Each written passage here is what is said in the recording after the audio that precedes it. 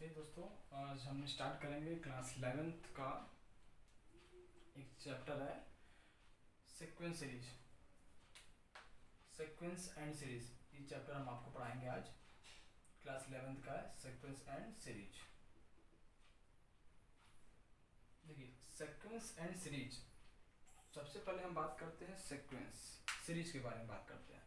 देखिए, सीरीज क्या होता है, कोई भी रैंडम नंबर हो, जैसे आप रीजनिंग में भी पढ़े होंगे, कोई भी नंबर हो, जैसे 1 है, 3/2 हो जा रहा है, कभी 5 हो जा रहा है, कभी कुछ हो जा रहा है वैल्यू, तो कभी नेगेटिव में भी चला जा रहा है 3/2। ठीक है, तो ऐसे कोई पैटर्न अगर कुछ भी हो रैंडमली, तो वो आपके क्या होते हैं, इसको बोलते हैं सीरीज। लेकिन यही सीरीज में ये आपका क्या हो जाएगा, सीरीज।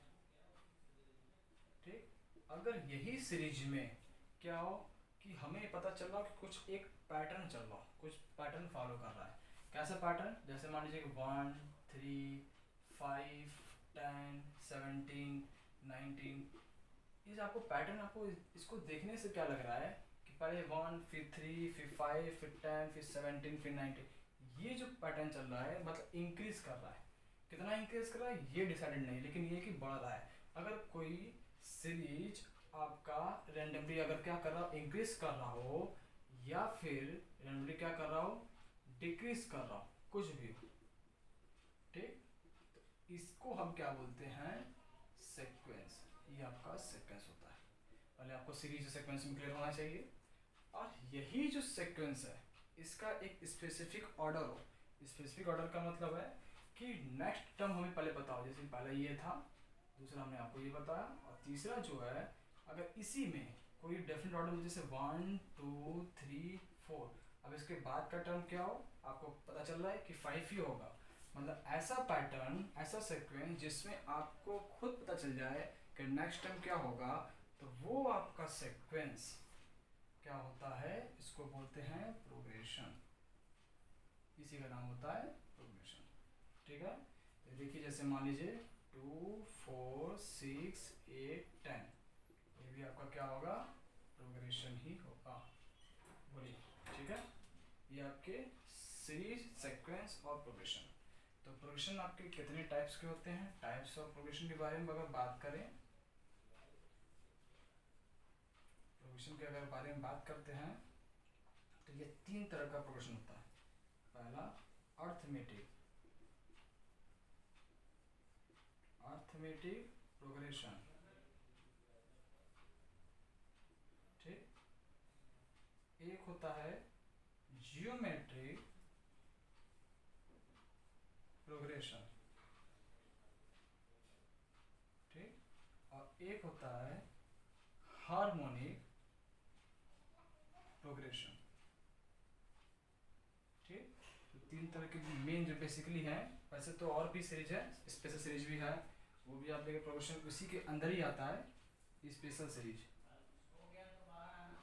Special series. ठीक, और ये अगर हो गया स्पेशली, एक होता है AGP, मतलब अर्थमेटिको ज्योमेट्रिक प्रोग्रेशन या सीक्वेंस। ठीक, तो प्रोग्रेशन जो टाइप्स के होते हैं, अर्थमेटिक प्रोग्रेशन जो आपने क्लास 10 में पढ़ा है, ज्योमेट्रिक प्रोग्रेशन आपने नहीं पढ़ा है, ज्योमेट्रिक आपको 11th में पढ़ना है। हार्मोनिक का भी जो इंट्रेंस प्रोग्रेशन आते हैं, इसमें तो है नहीं सर, लेकिन आपको तब भी पढ़ना ही होगा स्पेशल सीरीज कोर्स में। और AGP मतलब अर्थमेटिको ज्योमेट्रिक प्रोग्रेशन, ये आपको इंट्रेंस कम्पिटिटिव एग्जाम्स में पूछे जाते हैं। ठीक है, तो इसको आप नोट कर लीजिए, और इसके बाद फिर आपको हम बताते हैं सबसे पहले अर्थमेटिक प्रोग्रेशन के बारे में। ठीक है,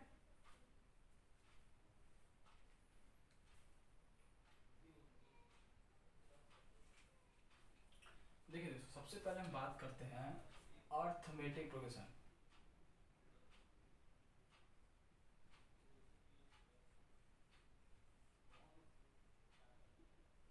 ठीक, अर्थमेटिक प्रोग्रेशन के बारे में हम बात करते हैं।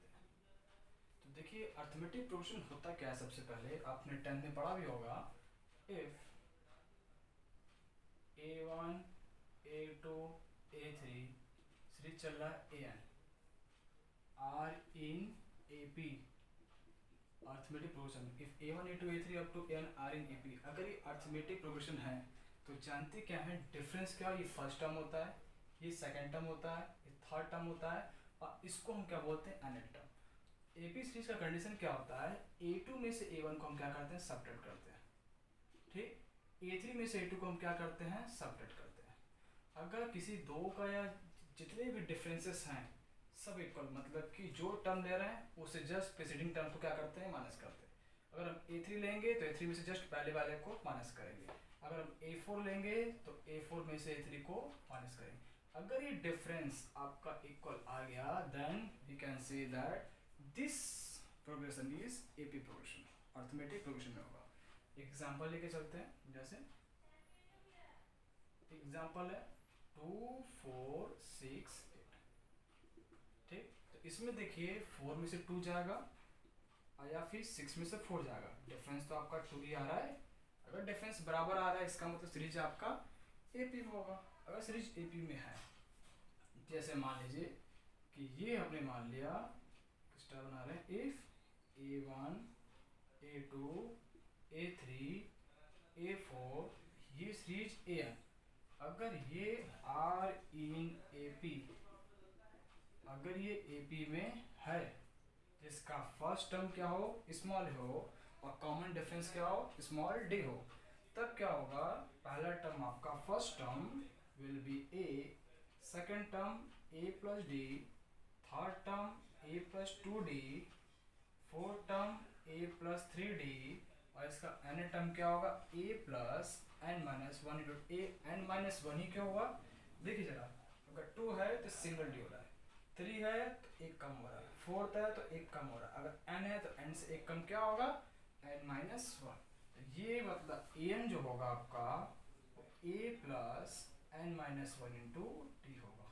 ये क्या है, किसी AP सीरीज का n टर्म का सीक्वेंस है, जहाँ A क्या है आपका फर्स्ट टर्म है,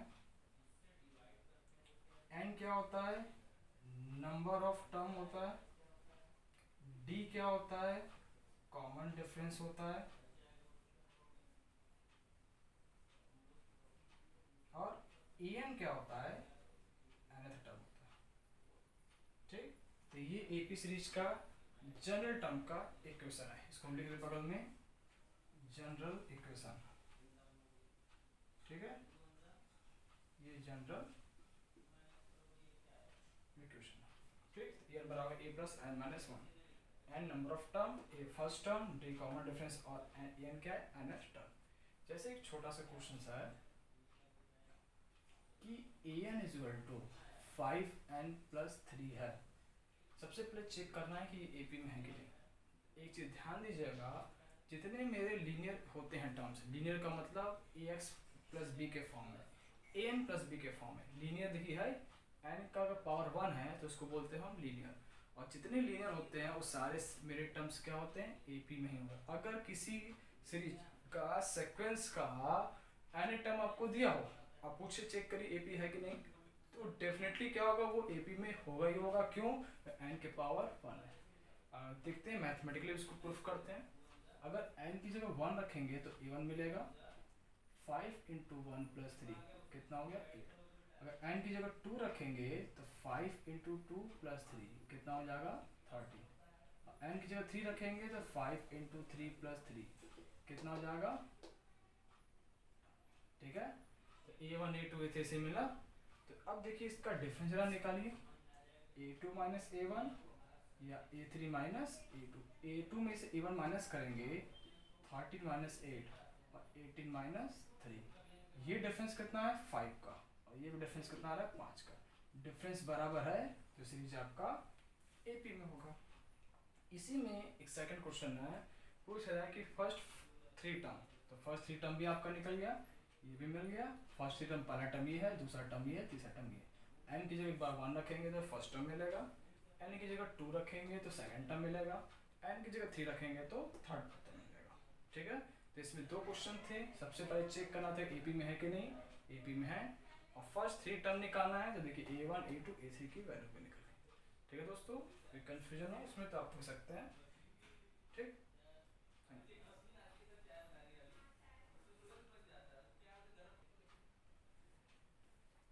देखिए दोस्तों, अभी हमने आपको क्या बताया, an से कैसे फर्स्ट टर्म निकालते हैं और कॉमन डिफरेंस कैसे निकालते हैं। और एक चीज़ आपको ये भी हम ट्रिक बता रहे हैं, ये नोट ध्यान में रखिएगा, आपको काम देगा। किसी एपी सीरीज का nth term a n plus b है, ठीक, n is equal to a n plus b. अगर ये nth टर्म दिया है तो इसका कॉमन डिफरेंस, कॉमन जो डिफरेंस होगा वो क्या होगा, कोफिशिएंट ऑफ n। इसको यहाँ पे लिखेंगे कोफिशिएंट ऑफ n का जो कोफिशिएंट होगा वही इसका क्या होगा, कॉमन डिफरेंस होगा। जैसे फॉर एग्जांपल लेके चलते हैं कि अगर an इज इक्वल टू दिया है 7n+2, इसलिए एपी में होगा ही होगा क्योंकि आपका लीनियर है। और एक चीज़ देखिए तो n का जो कोफिशिएंट है ये इसका कॉमन डिफरेंस भी होगा, ठीक है। और देखिए इसकी एक मेन जो प्रॉपर्टी है ये आपको बता दे रहे हैं, ये आपको काम भी देगा। जैसे मान लीजिए कि एक बहुत काम की चीज़ बता रहे हैं आपको, A1 A2 A3 ये सीरीज चल रहा है an, ठीक, इससे जस्ट पहले क्या होगा an-1, इससे जस्ट पहले क्या होगा n-2। ये सीरीज आपका AP में है, तो ध्यान दीजिएगा sum of equidistance term is always equal to first and last term. मतलब कहने का ही मतलब है कि स्टार्टिंग से sum of starting the sum of equidistance of beginning and from end is always equal to first and last term। कहने का मतलब यह है कि स्टार्टिंग से, शुरू से कोई भी टर्म लीजिए, मान लीजिए सेकंड टर्म ले रहे हैं और एंड से सेकंड टर्म लीजिए, इक्वल डिस्टेंस का मतलब समान दूरी पे, यहाँ से और ये देखिए इक्वल डिस्टेंस पे है, इन दोनों का जो सम होगा वो किसके इक्वल होगा, फर्स्ट और लास्ट टर्म के इक्वल होगा। एक और भी देखते हैं, जैसे थर्ड टर्म स्टार्टिंग का है ले रहे हैं और लास्ट का भी थर्ड टर्म ले रहे हैं, तो इन दोनों का सम भी क्या किसके इक्वल होगा, फर्स्ट और लास्ट टर्म के इक्वल होगा। जैसे एग्जांपल लेके बताते हैं आपको, जैसे मान लीजिए 1 2 3 4 5 6 7 8 9 10 11, कितने नंबर ऑफ टर्म है, 11। तो यहाँ पे देखिए स्टार्टिंग से सेकंड टर्म, एंड से सेकंड टर्म, 2 + 10, 2 + 10 कितना होगा 12, वो बराबर होना चाहिए फर्स्ट और लास्ट टर्म के। तो 1 में 11 जोड़े कितना हो जाएगा, 12 हो गया। अब लेते हैं स्टार्टिंग से फोर्थ टर्म, एंड से फोर्थ टर्म, इन दोनों को जोड़िए, 4 + 8 कितना होगा 12 होगा, वो क्या होगा इक्वल होगा फर्स्ट और लास्ट टर्म के इक्वल, ठीक है, समझ आया आप लोगों को। तो ये चीज आप ध्यान दीजिएगा, प्रॉपर्टी होती है, क्वेश्चन में आपको एंट्रेंस में काम देगा कि स्टार्टिंग से और एंड से जो टर्म का जो सम होगा वो हमेशा क्या होता है, इक्वी डिस्टेंस पे होता है, sum of from beginning and from end, ठीक। अब देखिए इस पे क्वेश्चन जैसे जनरली पूछा जाता है, कोई टर्म दे दिया, पूछेगा 7 टर्म निकालिए, एक टर्म ने सीरीज दे देगा, मान लीजिए जैसे एग्जांपल दे दिया कि 1 3 5 7, इससे सीधे दिया, फिफ्थ टर्म तो आपको समझ में आ रहा नहीं होगा, सिक्स टर्म में निकाल दो। अगर यही हम पूछे कि A15 की वैल्यू क्या होगी, A15 मतलब 15 टर्म की वैल्यू क्या होगी, A15 टर्म की वैल्यू हमें कैलकुलेट करना है। तो ध्यान रखिएगा कोई भी अगर वैल्यू आपको कैलकुलेट करना हो, चाहे स्टार्टिंग से हो चाहे एंड से हो, यहाँ पे हमें स्टार्टिंग से निकालना। तो आप ध्यान रखिएगा फॉर्मूला an बराबर a + n-1 × d, ये आपने क्लास 10th में भी पढ़ा था, ठीक है, बस उसी का थोड़ा सा एक्सटेंशन है। अब देखिए यहाँ पे a की वैल्यू कितनी है 1 है, d कितना दिख रहा है 3 में से 1 को सब्ट्रैक्ट कर दीजिए, कितना हो गया 2, a पता चल गया, d पता चल गया और n की वैल्यू कितनी है 15 है, ठीक है, a पता चल गया, d पता चल गया और n पता चल गया। इसमें क्या करें, फॉर्मूला रखेंगे तो A15 = 1 + 15 - 1 × d कितना होगा 2 होगा, तो ये कितना होगा 1 + 14 × 2, ये कितना हो जाएगा 29।